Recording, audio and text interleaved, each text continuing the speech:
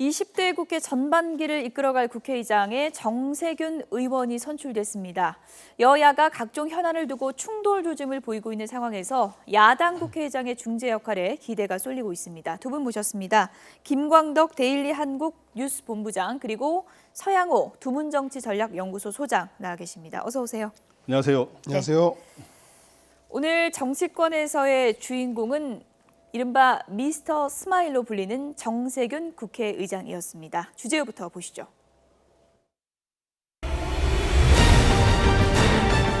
우리 2당이고 1당이 달라붙는다. 자, 우리 당론을 결정해서 주자. 과감하게. 국회의장으로 당선되었음을 선포합니다.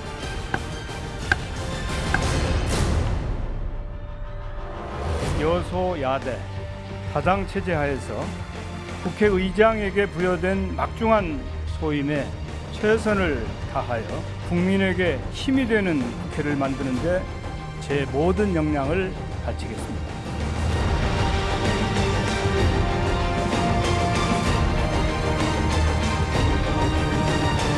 초심을 임기 마지막 날까지 지켜낼 수 있도록 함께 해주시기를 부탁드립니다.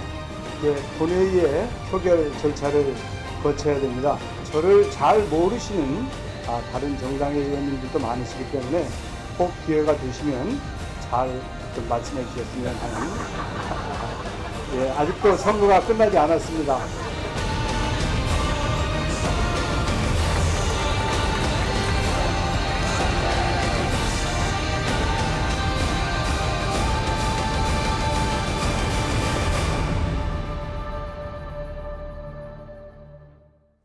네, 웃는 국회 부탁해요. 저희가 끝 말을 이렇게 했는데요. 웃는 국회가 될 수 있을까요?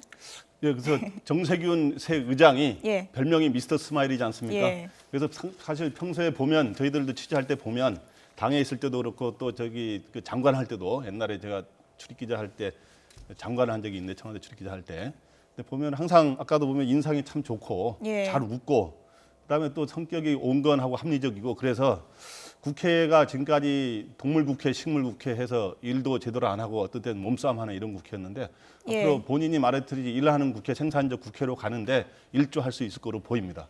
야당 국회의장이 14년 만인 거죠? 네, 어떤 그렇습니다. 의미가 있을까요? 그 여소야대 민의를 민의를 받들어서 그 야당이 실제로 이번에 국회에서 그 민의의 중심에 서 있다라는 걸 상징하는 상징적 의미가 있을 것 같고요. 역설적으로 여당 출신인 정의화 의장이 정부 여당의 비판적인 그 국회 운영을 하면서 의회의 독립성을 강화했듯이 거꾸로 야당 출신인 정세균 의장 같은 경우는 예. 강한 야당, 강한 국회의 독립성들을 존중받겠지만 역설적으로 또 정부 여당의 민생과 안보라든가 이런 거 초당적 협력을 통해서 오히려 야당 출신 의장이지만 정부 여당이 협조하는 네. 그런 모습을 기대해 볼 수도 있겠습니다. 네, 험지 종로를 탈환하고 이번엔 또 오세훈 전 시장까지 꺾고 예. 국회의장까지 그야말로 탄탄대로다 이런 예. 얘기가 나오고 있습니다. 그래서 원래 이분은 쌍용의 예. 그 말단 회사원으로 시작해서 상무까지 마치고 김대중 당시 전 대통령이 권유해서 입문해서 6선까지 딱딱 연속으로 됐잖아요. 예. 그래서 최근에는 소위 여권의 유력한 대선 주자의 한 사람 오세훈 의원을 불과 12.9%포인트 차이로 눌러서 예. 대선에 나가도 되는 거 아니냐 하는 예. 시각도 있는데 본인 아마 대선에라는 트랙보다는 국회의장, 입법부 수장이라고 하는 길을 택한 것 같습니다. 그래서 이분은 어쨌든 그 당대표를 3번 지냈고 또 범친노이지 않습니까? 예. 그래서 국회의장이 의사봉을 두들 때 옛날 이만섭 의장이 3번 두드린다 그랬는데 예. 한 번은 국민을 위해서 두드리고 한 번은 야당, 한 번은 여당을 생각하면서 두드린다는데 그거에 좀 현재 일단은 맞는다고 생각합니다. 그러니까 국민의 눈높이에 맞춰서 공정하게 하려고 할 거고 예. 그다음에 여당하고도 비교적 합리적인 관계를 형성할 거고 야당은 어떤 범주류이기 때문에 야당과의 지난번에 정의화 의장은 청와대하고 약간 긴장 관계가 있었습니다만은 좋은 관계될 텐데 하나 과제는 내년에 치열한 대권 싸움이 벌어질 때 그렇죠. 국회가 일종의 싸움의 장이 될 수 있는데 그때도 과연 공정히 할 수 있을까 하는 것은 과제입니다. 네, 오늘 당내 표심을 막상 뚜껑을 열어보니까 문희상 의원하고 차이가 크게 났어요. 네, 그렇습니다. 71표, 그래서 초반에 121표 중에서 58.6%라고 하는 1차 투표에서 과반 득표를 넘어서서 압도적으로 1위가 됐습니다. 그 이유는 당내 최대 세력이라고 하는 친문재인과 486이라고 하는 주류 세력과 그리고 초선 의원들의 지지가 기반이 되었던 것 같은데요. 예. 이분들은 아마도 종로에서 여권의 강력한 대권주자의 한 사람이던 오세훈 의원을 꺾는 걸 보고 바로 정세균 의장이 그 국회의장이 될 경우에 정부 여당을 강력하게 견제하는 독립적인 그 국회상을 확립하지 않겠는가 싶은 생각으로 아마도 초선 의원들이 몰표를 주지 않았나 그렇게 좀 네. 예측해 볼 수 있었습니다. 초선 의원들의 마음을 어떻게 사로잡았을까? 저희가 좀 확인을 해봤더니 이런 비법이 있었습니다. 화면으로 네. 보시죠. 이른바 미스터 스마일의 초선 표심 잡는 법. 새벽부터 초선들 버스를 배웅까지 했다고 합니다. 예. 초선들의 마음이 좀 움직였나 보죠. 예, 그래서 초선들이 뭐 저거만으로 국회의원 될 사람들이 저거만 움직이는 네. 아닌 건 아닙니다만은 지난달 말에 그 초선 의원들이 진도 팽목항에 갈 때 이제 버스를 타고 갔는데 근데 5시 50분에 뭐 다른 의장 후보도 그런 분이 있습니다만 5시 50분에 찾아가서 일일이 악수하고 네. 그랬다는 그런 스킨십을 보였다는 것 같아요. 그리고 그것뿐만 아니라 이제 기본적으로 이렇게 합리적인 성품에 대해서 초선 의원들이 인정한 것 같고 또 하나는 초선의 친문, 친노 세력이 사실 굉장히 많거든요. 예. 거기에서 이번에 그 문희상 의원도 친노 세력이긴 합니다만은 문희상 의원은 컷오프 됐었다가 김종인 대표가 살려줘서 다시 하지 않았습니까? 그러면서 그랬죠. 사실은 둘 다 친노지만은 이번에 친노 쪽에서는 정세균 의원을 집중적으로 지원했다는 그런 흔적들이 나타납니다. 네. 앞으로 어떤 게 달라질 수 있을까? 20대 국회는 뭐가 달라질 것인가? 이런 부분에 이제 초점이 맞춰지고 있는데요. 안철수 국민의당 대표가 국회의원의 특권을 내려놓는 위원회를 만들자 이렇게 공식 제안을 했는데 정세균 신임 국회의장이 이렇게 답변을 했습니다. 들어보시죠. 국민의당 안철수 대표가 조금 전에 이제 신임 국회의장께서는 국회의원 특권을 내려놓는 위원회를 구성하면 좋겠다 이렇게 말씀하셨는데 혹시 어떻게 생각하십니까? 어떻게 나하고 그렇게 똑같은 생각을 했지? 아 그럼 그런 계획이 있으신가요? 아니 내가 앞서 우리 국회 직원 여러분들하고 인사를 나누면서 이제 그 국민들 눈높이에 맞는 일들을 해야 될 텐데 그리고 뭔가 국회가 달라져서 국민들로부터 신뢰를 회복해야 될 텐데 진짜 버려야 될 특권은 과감하게 버리고 이제 국민들이 정말 그 신뢰하고 국민들이 사랑하는 그런 국회를 만들면 좋겠다 그런 생각을 제가 그 자리에 앉아서 했어요. 그런데 뭐 너무 우연의 일치네 그게. 예? 예. 아주 좋은 생각이라고 저는 이제 느껴요. 사실 이제 세상이 급변하고 있기 때문에 국회가 특권위에 앉아서 있어서는 국민들로부터 사랑을 받을 수 없기 때문에 버려야 될 거 찾아서 과감하게 버리는 노력이 절실하다고 저는 생각해요. 네. 어떻게 그렇게 나하고 똑같은 생각을 했지? 이건 어떤 의미일까요? 저는 그 여소야대가 정쟁과 갈등을 유발하는 국회가 아니라 국민들이 신뢰받는 국회를 만들기 위해서 한 예. 부분으로 특권을 내려놓자는 거지.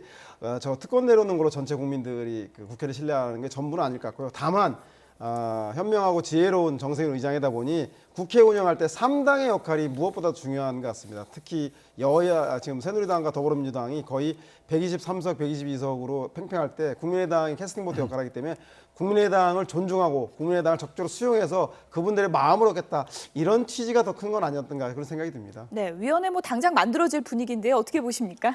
그래서 저 만드는 거는 적극 찬성이고요. 예. 그럼 구체적으로 어떤 일을 하느냐 그런 건데 국회의원 특권 내려놓기면 도대체 어떤 특권을 내려놓을까? 근데 국회의원 특권이 한 몇 가지인지를 잘 정확하게 모르시죠. 근데 국회의원 특권에 대해서는 신문마다 다른데 예. 뭐 100가지라는 말도 200가지라는 말도 있는데 제가 보기에 200가지 설이 다수 설입니다. 제가 200가지나 200가지. 달라집니까? 그래서 예. 뭐 예를 들어서 이제 불체포 특권이라든가 면책 특권은 이미 알려진 거고 예. 국회의원이 한 달 받는 월급 월 바당이 한 1,150만 원 정도 돼요. 1,150만 원이요. 예. 연봉이 1억 한 3,800만 원. 예. 근데 그거는 뭐 특권까지는 아니지만 그거에다가 뭐 국회의원에도 보면 국회에도 보면은 국회의원 전용 엘리베이터가 있잖아요. 예. 그다음 국회의원은 KTX라든가 철도, 항공기, 선박 이런 것도 무료로 이용할 수 있고 뭐 끝이 예. 없는데 200가지쯤 예. 되는데 근데 뭐 국회의원이 일을 많이 하니까 특권이 많이 가질 수는 있어요. 불체포 특권이라든가 이런 건 나름대로 일을 하기 위해서 필요한 거고. 그런데 이제 국민의 그동안 눈에 보이기에는 일도 안 하면서 왜 이렇게 특권은 많고 놀고 그러느냐 이런 지적이 있었기 때문에 예. 과감하게 버릴 건 버리면서 감성적으로 국민들하고 눈높이를 맞추는 이런 게 필요하고 나머지 일을 위해서 필요한 권한들은 부여하고 이렇게 하면 좋을 것 같습니다. 네. 특권을 내려놓자. 안철수 국민의당 대표. 새로운 정치를 하겠다는 안철수 대표가 이번엔 특권 내려놓자 이런 얘기를 했는데 안철수 대표가 요즘 머리가 좀 아플 것 같습니다. 총선 이후에 악재가 계속되고 있는 그런 모양새인데요. 주제와 함께 보시죠.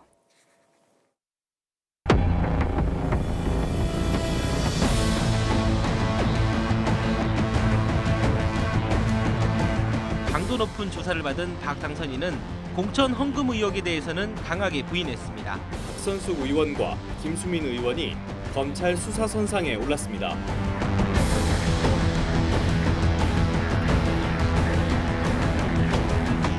사실 저는 정치를 잘 모릅니다. 이제 제가 후보직을 받은 이유는 딱 하나, 이제 제가 이제까지 걸어왔던 디자인 벤처로서의 길과 지금 국민의당이 걸어간 도전자의 길이 일맥상통한다고 느꼈고 많은 동질감을 느꼈기 때문입니다. 젊은 친구들과 국회 간의 연결 통로가 되고 싶습니다.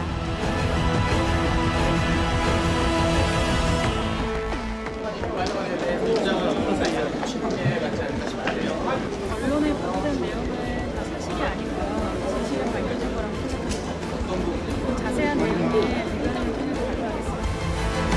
해명하실 부분은 해명하셔야 되는 거 아닌가요? 보고받았습니다. 유감스러운 일입니다.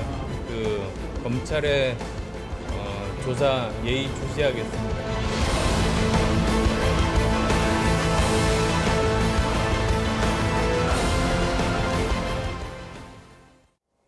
네. 안철수 대표가 정말 이렇게 얘기할 것 같습니다. 속으로 새 정치 참 쉽지 않네. 이럴 것 같은데요. 최연소 의원이기 때문에 더 시선이 갔던 의원이었고요. 이런 얘기가 터져나왔을 때 더 좀 충격적인 게 국민의당이기 때문에 더 충격적인 것 같습니다. 어떻게 봐야 될까요? 네, 그렇습니다. 자칫 이번 일을 계기로 해서 예. 청년들 그리고 젊은 사람들이 국회에 대한 정치에 대한 불신이 더 깊어질까 봐 우려가 되는데요. 허니버터칩이라고 하는 디자인에서 그 대상을 받고 해서 아마 벤처 창업하는 분들의 대표로서 아마 그 안철수 의원이 영입해서 비례대표 8번을 배정받아 당선이 됐던 것 같은데 그런 것이기 때문에 더욱더 국민들에게는 충격은 컸던 것 같고요. 이것이 검찰이라던가 새누리당에 의한 고발에 의한 것이 아니라 중앙선거관리위원회에서 독립적인 국가기관에서 조사하는 과정에서 불거진 문제이기 때문에 더욱더 이 문제에 대해서는 객관적인 사실을 가지고 검찰이 고발했다는 문제 때문에 사실상 정치 공세나 공안 정국 조성이라보다는 선거의 회계 관련이라던가 관리 부실의 문제가 더 큰 게 아닌가 이렇게 좀 예상되고 있는데 끝까지 수사를 건 지켜봐야 예. 알겠습니다만 국민들은 적잖이 국민의당발 뉴스이기 때문에 이런 예전의 정치인들에게 흔히 볼 수 있던 낡은 정치 관행이라서 예. 큰 충격을 주고 있는 것 같습니다. 김수민 의원, 지금 불거지는 의혹이 뭔지도 좀 설명을 해주셨으면 좋겠습니다. 그 선거 과정에서 홍보위원장을 했는데 그때 리베이트를 받았다는 의혹인 거죠? 네, 그렇죠. 이제 김수민 의원 이제 30세밖에 안 되죠. 만 예. 30세. 청년을 대표해서 비례대표가 된 것처럼 설명을 했었는데 이 홍보위원장으로서 당의 홍보물들을 예. 총선 홍보물이라든가 이런 것들을 업체에 맡겼는데 그 업체에 일감 몰아주기 식으로 해서 한 20억 원 가량을 이제 일감을 맡겼다는 거예요. 예. 거기서 한 2억 원 전후에 그거를 리베이트를 받은 의혹이 있고 그게 김수민 의원 등 당의 일부 사람 계좌로 들어왔다. 예. 그런데 그게 개인적으로 쓴 정황은 현재 나타나지 않았다. 예. 그러나 회계 보고상에 부정은 있었다. 이제 선관위가 그러면서 선관위가 검찰이 고발했기 때문에 예. 이게 이제 일단 의혹으로 보면 굉장히 큰데 이제 국민의당에서는 이거는 사실과 다르다. 이렇게 해명을 일단 하고 있어요. 예. 내부에 음해하는 사람이 이렇게 문제를 제기한 것 같고 선거 끝낸 뒤에 계약서 작성은 그게 관행이다. 예. 그러면서 선거 홍보 대행사와 김 의원 측 업체 간에 이런 식으로 선거가 끝난 뒤 계약서 작성되기 때문에 근본적인 문제는 없다라고 예. 주장하고 있는데 수사해보면 나올 거고요. 근데 어떻든 이거는 의혹이 어느 정도 사실이라면 아까도 말한 것처럼 새정치가 참 어렵다는 걸 보여줬다는데 새정치와 과연 헌정치가 뭐가 다르냐 예. 하는 지금 그런 게 나오면서 참 국민의당의 그리고 안철수 네. 대표의 대선가도에 굉장히 하여튼 좀 여러 가지 걸림돌이 된 상황입니다. 네, 김수민 의원 본인의 입으로는 어떻게 얘기를 했는지 한번 들어보도록 하겠습니다. 언론에 보도된 내용은 다 사실이 아니고요. 진실은 밝혀질 거라고 생각합니다. 그리고 자세한 내용은 대변인을 통해서 발표하겠습니다. 네. 지금 뭐 자막이 좀 나가질 않았는데 언론에 보도된 내용은 다 사실이 아니고요. 진실은 밝혀질 거라고 생각합니다. 이 부분에 대해서 안철수 대표는 보고를 받았는데 사실이 아니라고 이제 보고를 받았다. 이렇게 이제 얘기를 했는데요. 좀 신중한 지금 분위기인 것 같죠? 좀 더 지켜보고 얘기를 하겠다. 이런 분위기인 것 같죠? 네, 아니 오후만 해도 그랬었는데 저녁 뉴스를 보니까 강력하게 반발하는 기조로 좀 전환이 된 것 같은데 물론 일단 그 조사 결과를 봐야 되겠지만 제가 보기에는 이것이 아까 말씀드린 대로 검찰이라던가 내지는 그 새누리당에 의한 고소고발이 아니라 중앙선거관리위원회에서 내부에서 국민의당 내부에서 제보에 의한 오랫동안 2달 넘게 조사한 것에 나온 결과이기 때문에 제가 보기에는 자당 의원이기 때문에 무조건 감싸기라든가 이것이 공안정국 조성이라고 정치적 공세로 일관할 게 아니라 보다 더 냉철하고 자기 문제에 대해서는 강한 자성의 입장을 보이는 것이 국민들 설득하는 데 도움이 되지 않겠다는 생각이 듭니다. 아무래도 지도부가 좀 곤혹스러운 입장일 것 같은데요. 안철수 대표는 이제 그렇게 얘기를 했고요. 박지원 원내대표는 이번 의혹에 대해서 어떻게 얘기를 했는지 들어보시죠. 김수민 의원은 제가 보고받기로는 그러한 사실과 동떨어져 있는 것 같습니다. 그래서 선관위에서 검찰에 고발을 한다고 하니까 당에서 적극적으로 대처하겠습니다. 아니요, 거기는 무관하다고 그럽니다. 좀 사실로 드러나면 당 차원에서 또 어떻게 대처를 하실 건지. 사실이 안 드러났는데 지금 벌써 얘기하는 것은 마치 사실화해가지고.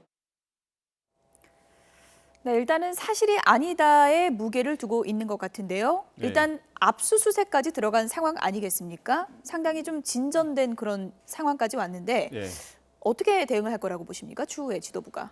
그 지도부는 지금 당의 이제 그 법률 대리인인 이제 변호사를 통해서 지금 강력하게 아까 일단 아니라고 해명하고 반발하는 상황이고 이게 이제 법적 대응을 통해서 이게 당 차원의 이런 의혹이 아니고 개인의 어떤 실수라는 쪽으로 아마 대응을 하려고 그러는 것 같은데 분명하게 사실 여부는 이제 드러날 겁니다. 근데 이제 아까 김수민 의원의 개인의 차원의 만약에 의혹이라면 김수민 의원을 어떻든 그 전에 이제 기소가 되면 당원권을 정지하겠다 그러지 않았습니까? 그런 차원이 아니라 진짜 우참마속의 심정으로 더 확실하게 소위 꼬리 자르기라 그럴까 확실하게 절연하는 이러한 게 필요할 거고 만약에 지금 박선수 의원이라든가 이런 당시 사무총장을 지냈죠. 이런 사람들까지 개입해서 당 차원에 개입한 거로 만약에 드러난다면 국민의당의 진로에 진짜 최대 악재가 되는 거고 상당하게 어떤 분명한 대책으로 그리고 클린 정당을 표방한 것답게 강하게 대처하지 않으면은 활로를 찾기가 쉽지 않을 것 같습니다.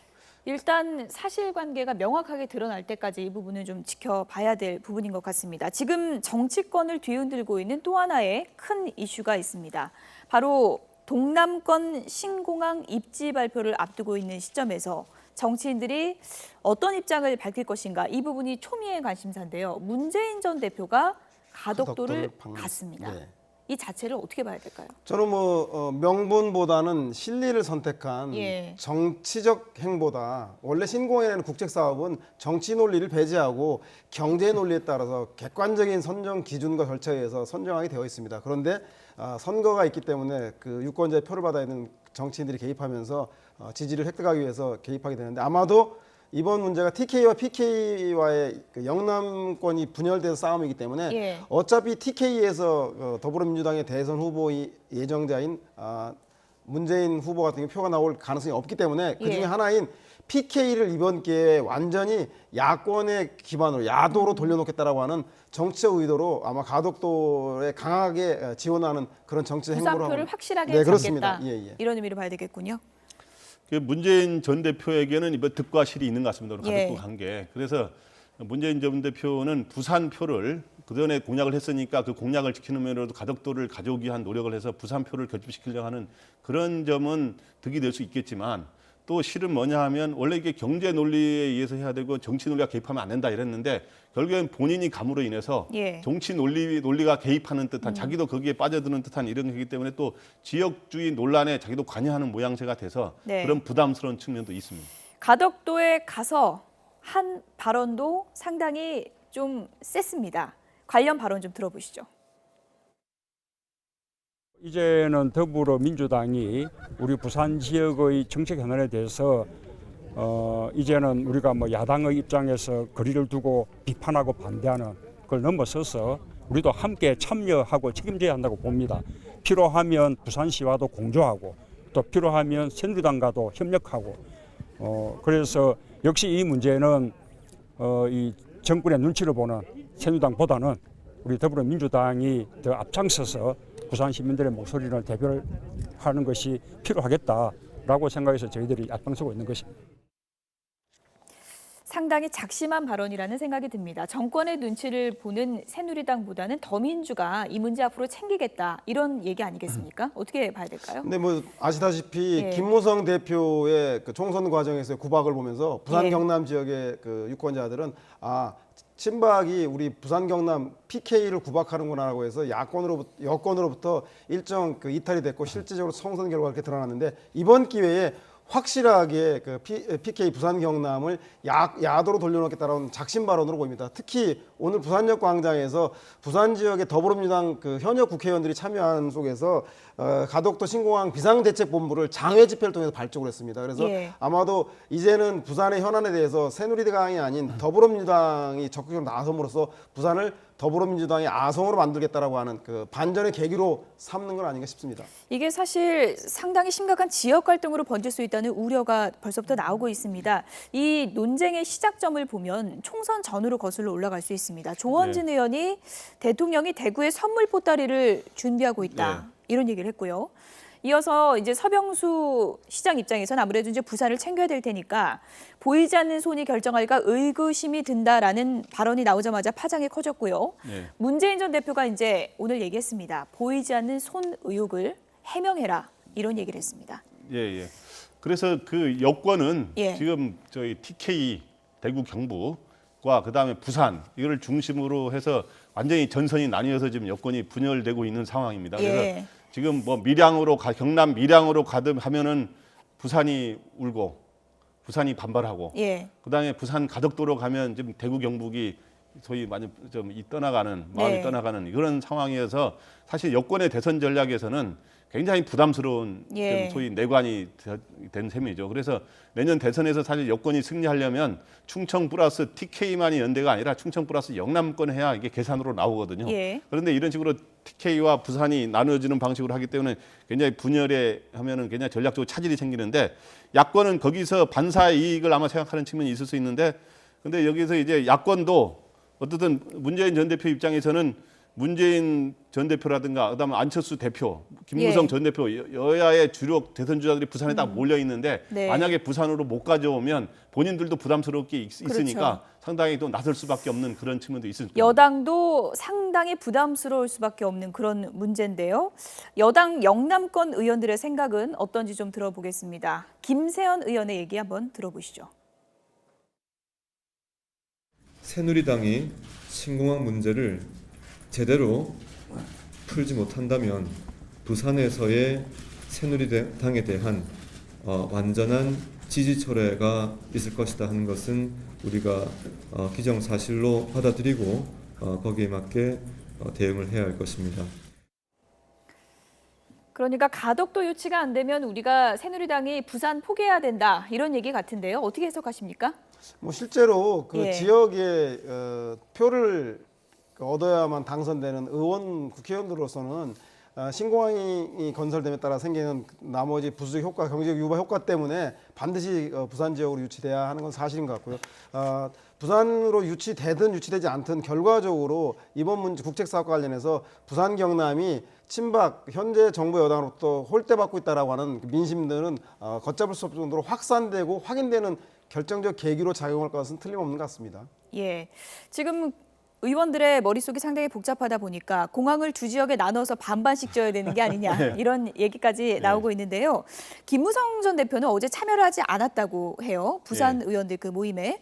어떤 계산을 하고 있다고 봐야 될까요? 김무성 전 대표는 두 가지 가능성, 어디로 가느냐의 가능성을 다 대비하는 건데 어떻든 자기가 참여해서 앞장서서 가덕도로 가져오려는 노력을 할 경우에 박근혜 대통령과 어떻든 등을 돌려야 되고 갈등을 빚는 그런 모양새로 비춰질 경우 자기 대선 전략에 차질을 빚을 수 있다는 게 있고 또 여기에 또 자기가 현장 막 나섰는데 부산으로 일종의 공항을 유치하지 못할 경우에 그런 또 자기 본인에 몰려오는 그거 하나 못했느냐 하는 여러 가지 그런 측면들을 다 고려했을 것으로 보입니다. 이래저래 요즘 고심이 깊을 것 같습니다. 끝으로 좀 간략하게요. 반기문 유엔 사무총장이 우리 시간으로 자정쯤에 기자들과 기자회견을 한다고 합니다. 여기서 대선 출마 관련한 입장을 밝힐 것인가 이 부분이 초미의 관심사인데요. 어떻게 예상하십니까? 저는 뭐 충분히 굳이 밝히지 않더라도 이미 효과를 보고 있기 때문에 그래도 물어볼 거 아니에요? 유엔 사무총장의 직위를 수행하는 가운데 공식적으로 대선 출마 언급을 한다는 것 자체는 부담스럽기 때문에 하지 않고 다만 그 효과는 이미 안팎으로 누리고 있다 이렇게 보기 때문에 직접 언급을 하지 않을 것 같습니다. 이해찬 의원과의 회동이 취소된 부분에 대해서는 좀 서운하다 이런 입장을 또 밝히기도 했어요. 서운하다고 해야 되죠. 친노와의 관계 그걸 통해서 약간 복원해보고 싶은 마음도 좀 있었는데 서운하다. 그런데 전략적으로 두 사람 다 고도의 정치 전략에 의해서 만나지 않은 것 같아요. 두 사람 다 처음에 만나려고 해서 그걸 자기네 전략적으로 해보려고 그랬는데 그런 서로 다른 뜻이 있었기 때문에 그런 동상이몽이 깨지면서 못 만나게 됐는데 어쨌든 반기문 유엔 사무총장 제주에서 출마 선언을 시사를 강력하게 했잖아요. 그 기조를 계속 이어가는 거로서 그 수에서 왔다 갔다 하는 정도 수준이 될 거로 보입니다. 언론에 확대 해석하지 말라고 항상 그렇게 뒤에 얘기를 해서요. 오늘은 어느 수의 얘기를 할지 좀 지켜보겠습니다. 김광덕 데일리 한국 뉴스본부장 그리고 서양호 두문정치전략연구소 소장이었습니다. 두 분 고맙습니다.